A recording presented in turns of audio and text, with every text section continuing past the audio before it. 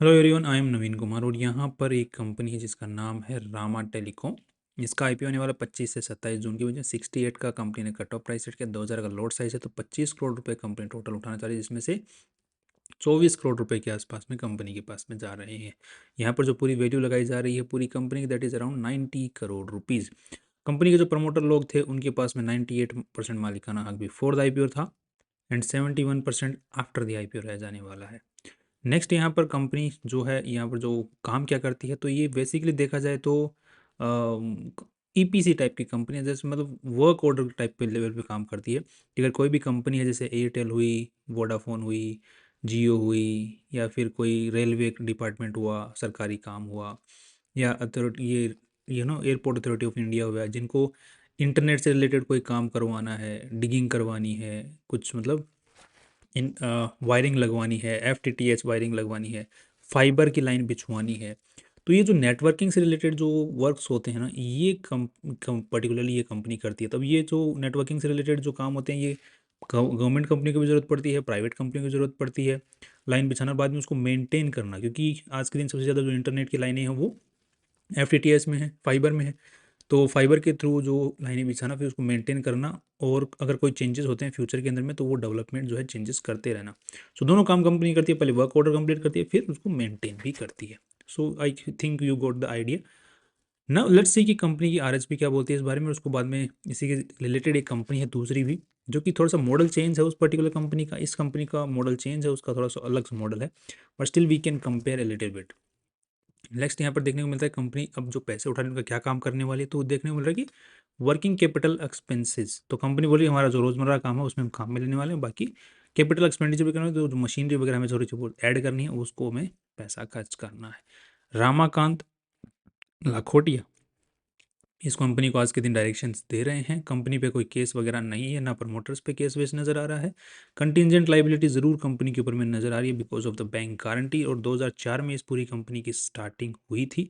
And यहाँ पर ये जो कुछ माइलस्टोन्स हैं जो कंपनी ने जो है अचीव किए, दैट मीन्स कि इन स्टेजेस से गुजरते हुए कंपनी आज तक यहाँ पर पहुँची है।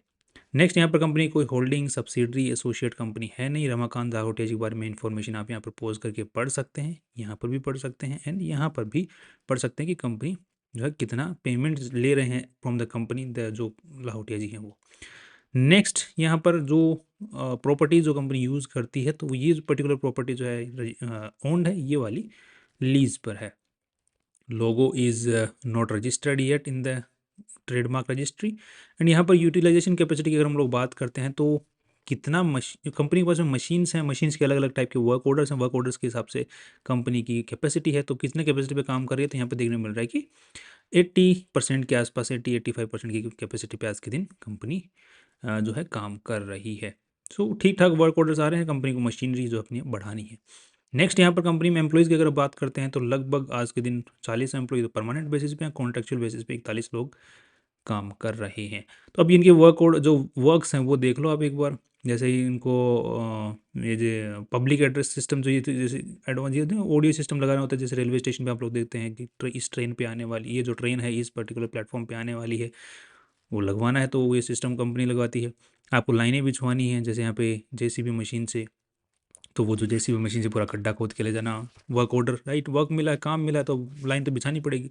तो जेसीबी के थ्रू ये ऑप्टिकल फाइबर की लाइन बिछानी है, टेस्टिंग करनी है लाइन की, मेंटेनेंस भी तो करना पड़ता है, राइट, एचडीवी पाइप बिछानी है, आउटडोर केबल सिस्टम इस्टेब्लिश करना है।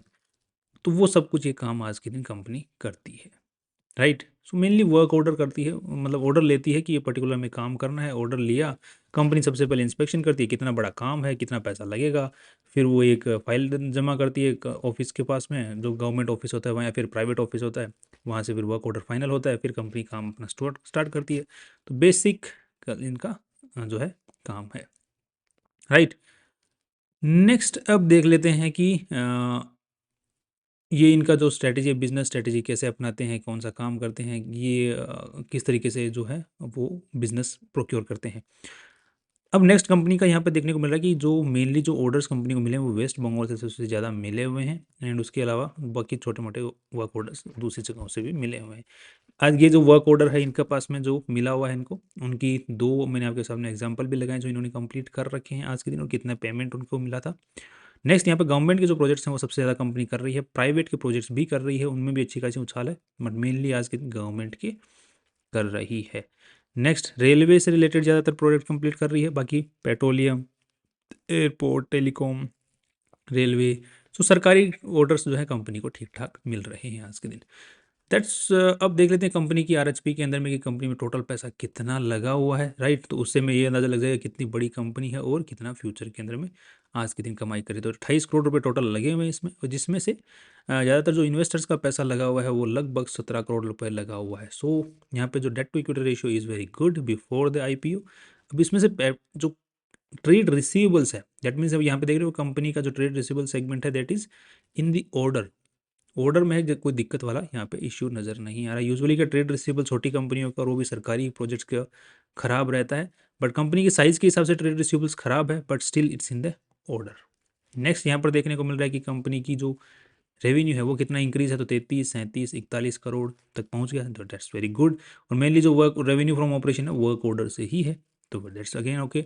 नेक्स्ट यहाँ पर नेट प्रॉफिट्स कंपनी 5 करोड़ रुपए निकाल ले पा रही है, बट यहाँ पर बोल रही है कि हमारे पास में इन्वेंट्री बच गई है 4-5 करोड़ रुपए की, तो यहाँ पर मुझे थोड़ा सा झोल नज़र आ रहा है लेटेस्ट जो डेटा है उसके हिसाब से, राइट। अब यहाँ पे 37 करोड़ का कंपनी ने रेवेन्यू जनरेट किया, जिसमें से 15 करोड़ का तो कंपनी का कॉस्ट ऑफ मटेरियल कंज्यूम हो गया 15 करोड़ रुपए का, तो यहाँ पर लगभग 45% के आसपास में कंज्यूम हो गया। यहाँ पर कंपनी का 50% जो है ये जो बच गया, तो इसके हिसाब से मुझे लग रहा है कि कंपनी का जितना रेवेन्यू बढ़ा है उसके हिसाब से जो ये जो अमाउंट है ये थोड़ा कम है, जिसके हिसाब से अगर हम लोग नॉर्मली लेते हैं तो यहाँ पे 2 से करोड़ के आसपास में होना चाहिए था।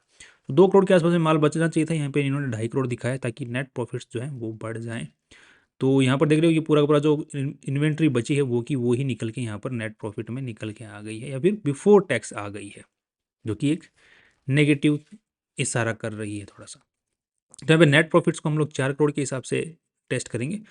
4 करोड़ के हिसाब से मुझे लग रहा है 4 नहीं 3.5 करोड़ के हिसाब से टेस्ट करेंगे, वो भी क्योंकि एक बिल्कुल ऑर्डर में भी लग रहा है, रेवेन्यू के हिसाब से भी ऑर्डर में भी नज़र आएगा और नेट प्रॉफिट के हिसाब से भी नज़र आएगा। So 3.5 crore is better amount to look at the company. Next अब देख लेते हैं कैश फ्लो की बात कर लेते हैं। तो cash flow, operating cash flow is it's fine, not that great, but it's still company कुछ ना कुछ निकाल ले पा रही है, दैट्स ओके। वो भी सरकारी ऑर्डर्स जो है कंप्लीट करने के बाद में निकाल ले पा रही है, कैश निकाल ले पा रही है, दैट्स ग्रेट, राइट। और कंपनी के फ्यूचर के अंदर में प्रोडक्टिवली बनी रहेगी, बिकॉज सरकारी ऑर्डर्स हैं तो एक बार मिलना चालू हो गए तो फिर वो यू नो साख बनती जाती है, साख बनती जाती है तो ऑर्डर्स मिलते जाते हैं और बड़े से बड़े ऑर्डर्स आने वाले टाइम में मिलते जाते हैं, that's a good thing, goodwill बनती है। नेक्स्ट अब देख लेते हैं कि कंपनी की जो वैल्यू है वो 90 करोड़ की लगाई गई है और नेटवर्थ ये 16 करोड़। सो यहाँ पर पीबी रेशियो पहले निकाल लेते हैं। सो यहाँ पर 24 करोड़, 16 और 24, तो लगभग ये होगा 40 और वैल्यू लगाई गई है एक 90, तो लगभग 2.1 2.2 का आसपास का यहाँ पे पीबी रेशियो देखने को मिल रहा है, that's fine again. And P ratio की अगर हम लोग बात करते हैं तो यहाँ पर 3.5 करोड़ रुपए से अगर हमने देखना है यहाँ पे, तो 35, 70, 20, तो ये लगभग 30 का पी रेशियो देखने को मिलता है। एंड यूजुअली अगर इन्होंने जो डेटा दिया है नेट प्रॉफिट्स निकालें अगर उसको ही हम लोग सही मान के चल लें तो यहाँ पे 17-18 का पी रेशियो देखने को मिलता है, but I will go with the 30 वाला पी रेशियो। तो यहाँ पे जो पी रेशियो है वो काफ़ी हाई है, एंड उसको देखते हुए कंपनी की जो यहाँ पे वैल्यू है वो ठीक ठाक लगाई गई है। और इस सेगमेंट में जो इन्होंने कंपटीशन में जो कंपनी दी है सार टेलीवेंचर्स, इन्होंने कंपटीशन बताई, बट इनका जो अर्निंग जो तरीका है अर्न करने का वो अलग है, बाकी थोड़ा बहुत अर्न करने का तरीका सिमिलर सा भी है। सो उसके हिसाब से कंपेयरिंग भी देखते हैं तो इसका जो है 23 का है एंड पीबी रेशियो 1.3 का है, तो दोनों के मुकाबले कंपनी ने हमारे वाले जो पी रेशियो पीबी रेशियो के मुकाबले वैल्यू ज़्यादा लगाई है। सो लिस्टिंग गेन जो इन्होंने वैल्यू दी है नेट प्रॉफिट्स निकाल के दिए उसके हिसाब से अगर लिस्टिंग गेन देखने को मिलता है तो हम लोग लिस्टिंग गेन का फ़ायदा ले सकते हैं। तो उसके लिए हम लोग यहाँ पर मोर देन 40% का अगर हमको एस्टिमेटेड लिस्टिंग प्राइस अगर मिलता है मोर देन 40%, तो लिस्टिंग गेन के लिए हम लोग अप्लाई कर सकते हैं। बाकी इग्नोर करें तो बेटर ऑप्शन रहेगा long term and short term के हिसाब से फिलहाल के तौर पे। बाकी नीचे आए थोड़ा बहुत तो उसके बाद देखेंगे। बाकी लॉन्ग टर्म के हिसाब से मुझे ठीक लग रही है, लॉन्ग टर्म के हिसाब से ठीक लगी, शॉर्ट टर्म के हिसाब से मुझे थोड़ा डाउट्स है। बाकी लिस्टिंग गेन के हिसाब से अगर आपको मैंने जो कंडीशन बताई वो प्रिक्योर होती है then it's good. That's all. कल फिर मिलते हैं वीडियो के साथ में। बाकी सी यू टुमारो।